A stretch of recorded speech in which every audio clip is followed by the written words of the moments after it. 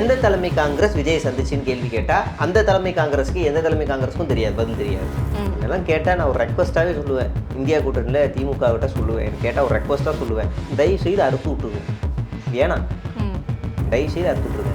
உங்களுக்கு உண்மையிலேயே திராணி இருந்துச்சுன்னா உங்களுடைய மாநில குழுவை நடத்துங்க, உங்களோட மாநில குழுவை நடத்துங்க, சத்தம் இல்லாமல் அடிதடி இல்லாமல் பஞ்சாயத்து இல்லாமல் நடத்துங்க, அதுக்கப்புறமா நீங்கள் இங்கே வந்து பேசுங்க. இதில் எனக்கு இன்னொரு கேள்வி என்ன அப்படின்னா, ஒருவேளை காங்கிரஸ் திமுக உறவு முறிந்துடுச்சு அப்படின்னா இந்தியா கூட்டணியில் திமுகவுக்கான ஒரு அங்கீகாரம் என்னவாக இருக்கும்? ஏன்னா தமிழ்நாட்டில் பெரிய பாதிப்பு ஏற்படுத்தும். ஏன்னா இங்கே 40 எம்பியுமே வாஷ் அவுட்டு. ஆனால் அது யாருக்கு பலவீனமாக ஆகும்னா காங்கிரஸுக்கு தான் ஆகும். உங்கள் கட்சியவே நீங்கள் வலுப்படுத்தாமல் எல்லா இடங்களையும் ஆட்சி இழந்துக்கிட்டு இருக்கிறீங்க. இருக்கிற ஒரு இடம் உங்களுக்காக சப்போர்ட்டாக கொடுக்குற ஒரு தமிழ்நாடு, அந்த தமிழ்நாட்டுக்கு நீங்கள் துரோகம் பண்ண நினைக்கிறீங்கன்னா உங்களுக்கு எதால அடிக்கலாம். சீமான் ரீசெண்டாக மாநாடு நடத்தினாரு, அதுலேயும் பெரிய கூட்டம் இருந்துச்சு. எனக்கு தெரிஞ்சு 3 கூட்டமும் ஒரே மாதிரி தான் இருந்துச்சு, எந்த வித்தியாசம் பாகுபாடும் தெரியல. அவங்கெல்லாம் வந்து காசு கொடுத்து கூட்டிட்டு வர கூட்டமா, இங்கெல்லாம் வந்துட்டு மக்கள் வந்துட்டு அவங்களாவே கூடுற கூட்டம். காசு கொடுத்து கூட்டு வர கூட்டம் அதே மாதிரி பத்திரமா அவங்கள வீட்டுக்கு கொண்டு போய் சேர்த்துருது. இப்போ உங்களுக்கு எது வேணும்?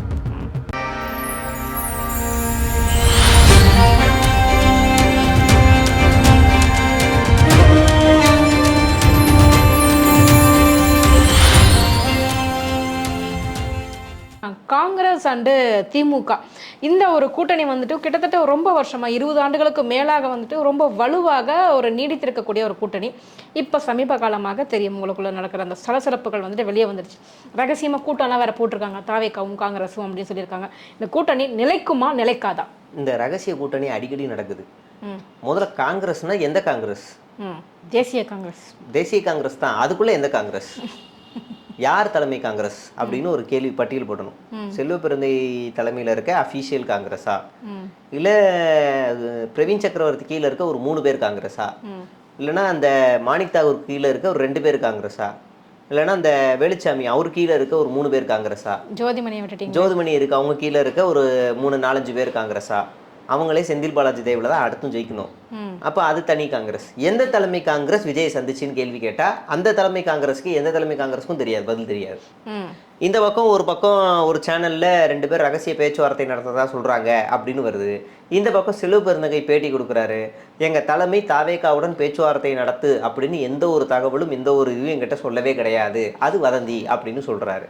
இங்கே என்ன பிரச்சனை அப்படின்னா இவங்க வெறும் 2 சீட்டுக்காக ஊசல் காட்டிக்கிட்டு இருக்காங்க. என்னெல்லாம் கேட்டால் நான் ஒரு ரெக்வஸ்ட்டாகவே சொல்லுவேன், இந்தியா கூட்டணியில் திமுக கிட்ட சொல்லுவேன், எனக்கு கேட்டால் ஒரு ரெக்வஸ்ட்டாக சொல்லுவேன், தயவு செய்து அறுத்து விட்டுருங்க, ஏன்னா தயவு செய்து அறுத்து விட்டுருங்க. அதாவது தமிழ்நாட்டில் பாஜக காங்கிரஸ் இல்லாத ஒரு சட்டமன்றம் அமையட்டும், அங்காளி பங்காளியாகவே இருந்துட்டு போட்டோம், பாஜக காங்கிரஸ் இல்லாத ஒரு சட்டமன்றம் அமையட்டும். ஏன்னா அந்த விசிகாவுக்கு பார்த்தீங்க அப்படின்னா இங்கே நிறைய செல்வாக்கு இருக்குது. ஆனால் விசிகா வந்து மாநில கட்சி அப்படிங்கிறனால இங்கே அவங்களுக்கு இருக்கிற அந்த செல்வாக்கு இருக்குது. காங்கிரஸ் வந்து தேசிய கட்சி இருந்தாலுமே விசிகா விட காங்கிரஸுக்கு வந்து அதிக சீட்டுகள் வந்து எப்பவுமே வந்து திமுக அலாட் பண்ணிக்கிட்டு தான் இருக்கிறாங்க. அதுக்கான பின்புலம் என்ன? ஒரு தேசிய கட்சி நம்ம கூட இருக்கிறாங்க, அவங்களுக்கான ஓட் பேங்க் அந்த அளவுக்கு இருக்கா தமிழ்நாட்டில்? விசிகாவை விடவும் காங்கிரஸ் வலிமை வாய்ந்தவர்களா? அதுக்கு காரணம் என்ன, ஒரு காலத்தில் காங்கிரஸ் இங்கே ஆட்சியில் இருந்துச்சு, மத்தியில் காங்கிரஸ் ஆட்சியில் இருந்துச்சு. ரெண்டாவது அவங்களுக்கு நாடு முழு அவங்க ஒரு இந்திய நாட்டில் ஒரு எதிர்கட்சியாக இருக்காங்க, நாடு முழுதும் பல எம்பிக்கள் இருக்காங்க. ஸோ அதனால அவங்களுக்கு இங்கே வந்து கூடுதலான செல்வாக்கு கொடுக்கணுங்கிறது தான் ஒரு சிம்பிளான லாஜிக், அவ்வளோதான். நீங்கள் இவங்களுக்கு கொடுக்குற 25 சீட்டில் ஒரு 5 சீட்டு எக்ஸ்ட்ரா விசிகாவுக்கு கொடுத்தா சூப்பராக ஜெயிச்சுட்டு போயிடுவாங்க, ரொம்ப சூப்பராக ஜெயிச்சுட்டு போயிடுவாங்க. இவங்க என்ன பண்ணுறாங்கன்னா தான் தலையில் தானே மண்ணவாரி குட்டிக்கிறது, அதுக்கான வேலை எல்லாமே பண்ணுறது. இப்படி தான் பீகாரில் வந்து ஆசையை காட்டி நம்ம ஜெயிச்சிடலாம், நம்ம பண்ணிடலாம் அப்படின்னு லல்லு மகனை ஏமாற்றி 70 சீட்டை வாங்கி 2 ஜெயிச்சு தருதரம் பிடிச்ச மாதிரி உட்காந்து வச்சுருக்காங்க. பீகாரையே அடுத்த 5 வருஷத்துக்கு நாசமாக்கின வேலையை காங்கிரஸ் பார்த்துருச்சு. இங்கே தமிழ்நாட்டில் நம்ம என்ன கேட்குறோன்னா, நீங்கள் கூட்டணி பேச்சுவார்த்தை நீங்கள் நடத்துங்க, தாவேக்காட்ட நடத்துங்க, ரொம்ப நல்லது, நடத்துங்க. ஏன் பாஜக கூட நடத்துங்க, ஆச்சரியப்படுறது நடத்துங்க. இல்லையா நீங்கள் வந்து ஆட்சி அதிகாரத்தில் பங்கு கேளுங்க, ஓகே. இதெல்லாம் செய்கிறதுக்கு முன்னாடி நாங்கள் வைக்கிற ஒரே ஒரு ரெக்வஸ்ட், உங்களுக்கு உண்மையிலேயே திராணி இருந்துச்சுன்னா உங்களுடைய மாநில குழுவை நடத்துங்க, உங்களோட மாநில குழுவை நடத்துங்க, சத்தம் இல்லாமல் அடிதடி இல்லாமல் பஞ்சாயத்து இல்லாமல் நடத்துங்க, அதுக்கப்புறமா நீங்கள் இங்கே வந்து பேசுங்க, பாரு நாங்கள் ஒற்றுமையாக இருக்கோன்னு. உங்கள் மாநில குழுவிலே உங்களுக்கு வந்து உங்களால் நடத்த முடியல. செல்வ பிறந்தை மாநில தலைவராக எத்தனை வருஷம் ஆகுது? எப்போ நடந்துச்சு மாநில குழு? அதை நடத்திட்டு அதுக்கப்புறமா வந்து வெளியில் வந்து பேசுங்க. உங்களுக்குள்ளே ஒற்றுமை இல்லை, ஸ்ட்ராங் இல்லை. மொத்தமாக ஒரு போராட்டம் நடத்த சொன்னால் எல்லாரும் வந்து ஒன்றா நிற்பீங்களான்னு கூட தெரியாது. உங்களுக்கு ஆட்சி அதிகாரத்தில் பங்கு. பங்கு கேட்பதெல்லாம் தவறா? பங்கு கேட்பது மாநிலத்துல என்ன கேட்க தவறான்னு முடியாது. கேக்குறேன். மாநிலத்துல மத்திய அரசியல் கட்சிகளுக்கு எந்த மாநிலமும் கொடுக்காது. அதான் ஒரு தெளிவா சொல்லிட்டாங்க. எங்களுக்கு சுயமரியாதை கூட இல்லைங்க இது கூட்டணியில. எங்களுக்கு ஆமா, திமுக வந்து எங்களுக்கு மதிக்க கூட மாட்டேங்கிறாங்க. எப்படி பேசுறாங்க பாருங்க. போ சொல்லுங்க. மரியாதை கொடுக்கல, எதுக்கு இருக்கீங்க? போங்க போங்க, எம்பி பதவியை ராஜினாமா பண்றேங்க. போங்க, இடைத்தேர்தலோட சேர்த்து தனியா நின்று இந்த எம்பியை அதுக்காக தான் நீங்க வந்துட்டு ஆதவர்ஜன கூட ரகசியமா பேசிட்டு இருக்காங்கன்றாங்க. அதான் நல்லதுதான். உங்களுக்கு அவ்வளவு சூடு சொரணை இருந்துச்சுன்னா நான் ஒண்ணு சொல்றேன், தைரியமா இருந்தா நீங்க தனியா நில்லுங்க. இல்ல, காங்கிரஸ் வந்து இல்ல அப்படின்னா திமுகவில் ஒரு 4 தொகுதியில கூட ஜெயிக்க முடியாது அப்படின்னு சிடி நிர்மல்குமார் வந்து பேசியிருக்கிறாரு. உண்மையாலுமே திமுக அவ்வளோ பலவீனப்பட்டிருக்கா? காங்கிரஸ் தயவால தான் ஜெயிக்குதா? அதாவது இந்த கேள்வி காங்கிரஸ் சொன்னாலே சிரிப்பாங்க. சரிங்களா? காங்கிரஸோட கூட்டணி இல்லாம திமுக இங்க எத்தனை இதில் ஜெயிச்சிருக்கு? காங்கிரஸை எதிர்த்து இங்க ஆட்சியே பிடிச்சிருக்குன்ற வரலாறு இவங்களுக்கு தெரியுமா தெரியாதா? இந்த ஆர்எஸ்எஸ் அண்ணன் அவங்க காங்கிரஸை எதிர்த்து ஆட்சியவே திமுக பிடிக்கும் போது நீ வந்து எங்க இருந்தனா தம்மா தூண்டு காவி டவுசரை போட்டு பிறந்திருப்ப. அப்பதான் நீ ஆர்எஸ்எஸ் பள்ளிக்கூடத்தில் நடக்க பழகிட்டு இருப்ப. அதனால உனக்கு இதெல்லாம் தெரியாது, வரலாறு தெரியாது. நீ இப்ப காங்கிரஸ் மட்டும் இல்ல, நீ போய் பாஜக கூட்டத்தையே போய் இல்லை இந்த விட்டுட்டு என்டிஏ கூட்டணிலே போய் நின்னாலும் உன்னால முதல்ல ஜெயிக்க முடியாது. காங்கிரஸ் முதல்ல எப்படி ஜெயிக்கும்? கடந்த தேர்தலில் காங்கிரஸுக்கு பல இடங்கள்ல பூத்துல ஏஜென்ட்டே கிடையாது, திமுக ஏஜென்ட் தான் வேலை பார்க்குறாங்க.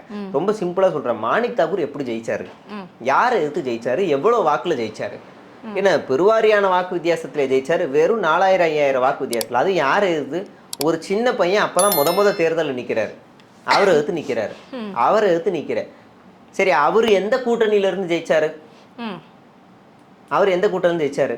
உங்களால அதையே சமாளிக்க முடியல, ஜெயிக்க முடியல. அதிமுக இருந்து ஜெயிக்கிறாரு. பாஜக இப்ப தனித்து போட்டி, அதை கூட உங்களால ஸ்கோர் பண்ணி வாங்க முடியல. உங்களுக்கு ஆட்சி அதிகாரத்துல பங்கு கேட்குறீங்க. ரொம்ப இன்னொன்னு கேட்குறோம், ஆட்சி அதிகாரத்துல பங்கு தப்பா கேட்டா ரைட்டு தப்பா அப்படின்றீங்க. தெலுங்கானால கொடுங்க, கர்நாடகாவில் கொடுங்க, அங்க கொடுப்பீங்களா சார்? அங்க நீங்க பேசுங்க.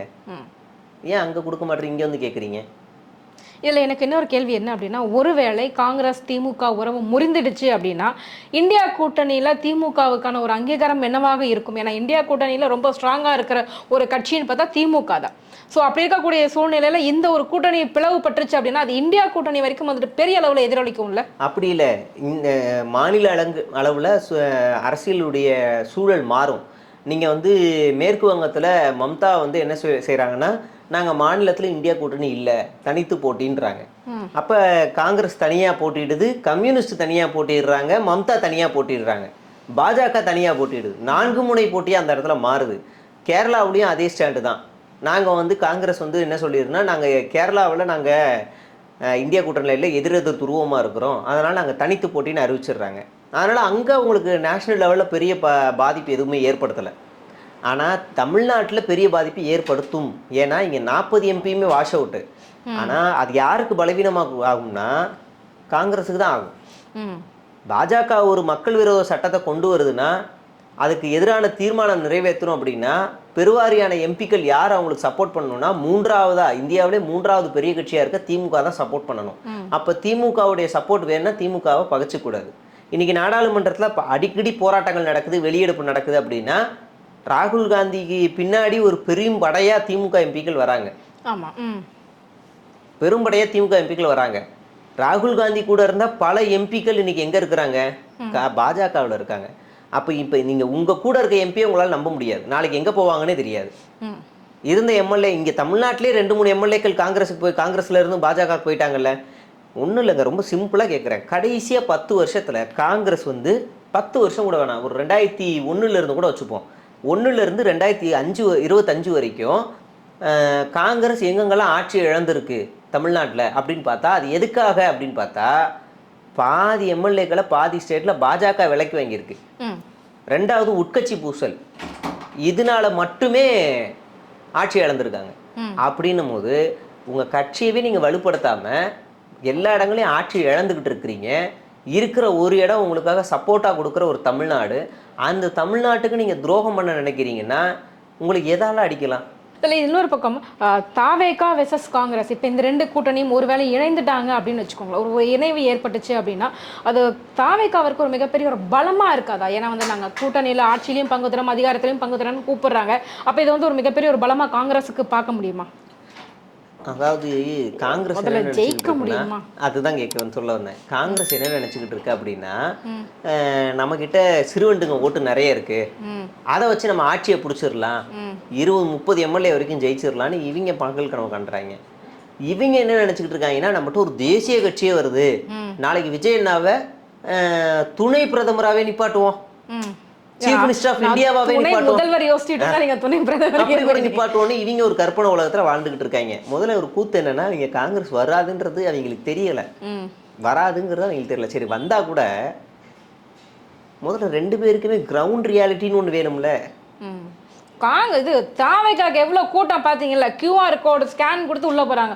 உலக வரலாற்றிலேயே இந்த மாதிரி QR கோடு ஸ்கேன் பண்ணி ஏதாவது கட்சிக்கு உள்ள போயிருக்க முடியுமா? எங்க கூட்டத்துக்கு வராதீங்க அப்படின்றாங்க. எவ்வளவு கிரவுட் இதை பார்த்துமா நீங்க. அதாவது இது எவ்வளவு பெரிய ஃப்ராடு தனம் அப்படின்னா, நேத்து மதுரைக்கு மோடி வந்தாரு, அந்த கூட்டத்தை விட கம்பேர் பண்ணும்போது விஜய்க்கு அந்த கூட்டம் கம்மி தான்.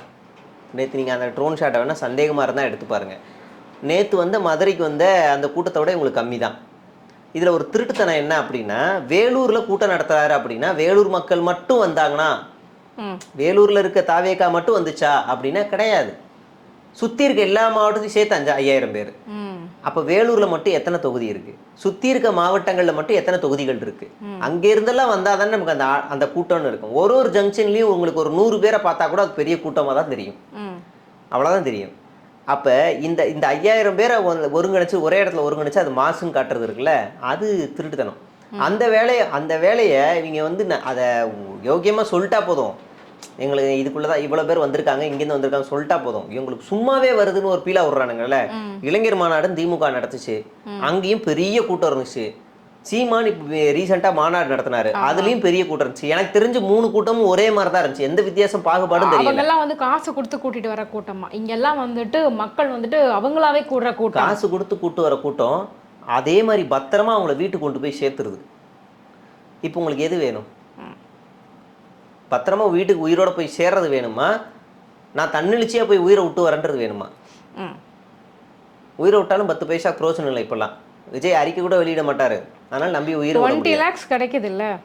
இப்போ சுராஜ் லாஸ்ட்டாக செத்ததுக்கு அறிக்கை கூட இல்லை, துண்டு அறிக்கை கூட கிடையாது, ஒன்றும் கிடையாது. அப்போ நீங்கள் வந்து எது முக்கியம்? அவன் பத்திரமா வந்துட்டு பத்திரமா போயிடுறானே, உன்ன மாதிரி எகிரி குதிச்சு அடிச்சு உடச்சு எல்லாத்தையும் பப்ளிக் நியூசன்ஸ் பண்ணி அரெஸ்ட் பண்ணி இதெல்லாம் பண்ணுறது இல்லையே. எல்லா இதுலையும் காவல்துறை தடியடி நடத்துதுங்க தாவேகா கூட்டத்தில். அது எப்படி ஒரு கட்சி தலைவர் வேடிக்கை பார்க்குறாரு? இறங்கி வந்து யாரா போலீஸ்காரன், யாரா இங்கே அடிக்கணும், இறங்க வேணாம். அப்போ அதுக்கு நீங்கள் முதல்ல சரியாக இருக்கணும். அதனால தான் அவங்களே இறங்குறது இல்லை, அதனால தான் காவல்துறை லெஃப்ட் ரைட்டில் வாங்குது. அப்போ இவங்க சரி இருந்தால் அங்கே சரியாயிட போகுது. சும்மா கண்ணு கெட்டின தூரம் வரைக்கும் கூட்டம் வருது கிட்ட வருது, அதெல்லாம் சும்மா வெத்து வேட்டு, அதெல்லாம் சும்மா. முந்தா நேற்று சத்தம் இல்லாமல் ரேடியல் ரோட்டில் ஏர்போர்ட்லேருந்து காலையில் 2 காரில் விஜய் சத்தம் இல்லாமல் வீட்டுக்கு போயிட்டு இருக்காரு. நான் ஒரு ட்வீட் போடுறேன், ஒரு காக்கா ஈக்கா எதுவும் கிடையாது, சத்தம் இல்லாமல் வீட்டுக்கு போகிறாரு. எங்கே போயிட்டு வந்தாருன்னு யாருக்கும் தெரியாது. மேபி நாளைக்கு ராஷ்மிகா அவங்க திருமண ஃபோட்டோ வெளியிடும் போது அதில் விஜய் எங்கேயாவது இருக்கலாம், அப்போ அதுக்கு போயிட்டு வந்திருக்காருன்னு யாருக்கும் தெரியலை. அப்போ தேவையான இடத்துல ஒரு சத்தம் இல்லாமல் சொல்லிட்டு தான் போயிட்டு வர்றாரு. கூட்டம்லாம் வரலை, நான் வந்தால் கூட்டம் வரும்னா நம்ம யாருக்கு வேணாலும் போட்டு விடலாம். நாளைக்கு 5 மணிக்கு சன் வில்லியன் வராங்களாம்ப்பா மெரினா பீச்சுக்குன்னு சும்மா ஒரு வதந்தியை கிளப்பி விட்டா பெரிய கூட்டம் வந்துடும். தேவைப்பட்டால் வர வச்சிடலாம். அதனால எங்களுக்கு கூட்டம் வருது அப்படின்றத வச்சு இந்த தேர்தல் ஒரு பக்கமான ஒரு பாடம் கொடுக்கும். அப்போ தெரியும். ஸோ அந்த காங்கிரஸ் தாவேகா இணைவு அப்படிங்கிறது தேர்தலில் எவ்வளவு பெரிய இம்பேக்டை ஏற்படுத்தும் அப்படின்னு நினைக்கிறீங்க? ஒருவேளை கூட்டணியாக அமைந்தால், ஒரு கொஸ்டின் மார்க் கூட தான் முடிக்கிறேன், ஒருவேளை அமைந்தால் எந்த மாதிரியான ஒரு இம்பேக்டை ஏற்படுத்தும் அப்படின்னு நினைக்கிறீங்க? எந்த மாதிரி அமையும் அப்படின்னா, தாவேகா வீட்டுக்குள்ளேயே இருப்பான், நமக்கு காங்கிரஸ் பிரச்சாரம் பண்ணோம், நம்ம போகவே வேணாம், அவன் வீட்டுக்குள்ளேயே இருப்பான். காங்கிரஸ் என்ன நமக்காக சிறுவண்டுங்க வெளியே போயிட்டு அவங்க விசில் அடிச்சு நமக்கு பிரச்சாரம் பண்ணுவாங்கன்னு இவங்க வீட்டுக்குள்ளே இருப்பாங்க. அதனால 2 பேரும் வீட்டுக்குள்ளே இருந்துருவாங்க. ஏற்கனவே 2 பேர் வீட்டுக்குள்ளே தான் இருக்காங்க, பரவாயில்ல நான் வீட்டுக்குள்ளே இருக்கேன் நீ வீட்டுக்குள்ளே இருந்துருவாங்க. அவ்வளோதான் தாக்கத்தை ஏற்படுத்தும்.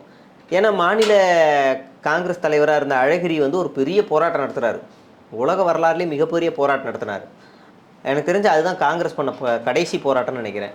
அவங்க கட்சி தலைவர் ராகுல் காந்தியை கைது பண்ணும்போது ஒரு 4 பேரை கூட்டு போய் ட்ராக்ல நின்று போராட்டம் நடத்தினாரு. அப்புறம் அதே ட்ரெயினில் ஏறி போயிட்டார். அதுதான் உலக வரலாற்று பெரிய போராட்டம். அதுக்கப்புறம் அந்த போராட்டம் எங்கே எப்போ நடந்துச்சு எதுவுமே தெரியலை. பாவம் செல்வ பிறந்தகை ஒத்த ஆளாக நின்றுக்கிட்டு அந்த காங்கிரஸை ஏதாவது செய்ய முடியுமா, ஒரு ஒரு ஒரு மாற்று பாதையில் சிந்திக்க வைக்க முடியுமா, கொண்டு போக முடியுமா, அந்த பாஜகவை எதிர்க்கணும், சங்கிகளை ஓட வைக்கணும் அப்படின்னு அவர் தனியாளாக போராடிக்கிட்டு இருக்காரு. அதுக்குள்ளே சில சங்கிகள்லாம் உள்ளே பூந்துக்கிட்டு கெடுக்கிறதுக்கான எல்லா வேலையும் பார்க்குறாங்க. அந்த மனுஷன் என்னதான் செய்வாருன்னு தெரியலை. கண்டிப்பாக. ஸோ இந்த 2026 தேர்தல் வந்துட்டு எதை நோக்கி நகரப்போகுது, மக்கள் தீர்ப்பு எப்படி இருக்க போகுதுங்கிறத பொறுத்திருந்து பார்ப்போம். எங்கள் கேள்விகளுக்கு ரொம்ப சிறப்பான பதில் சொன்னீங்க. ரொம்ப நன்றி. நன்றி.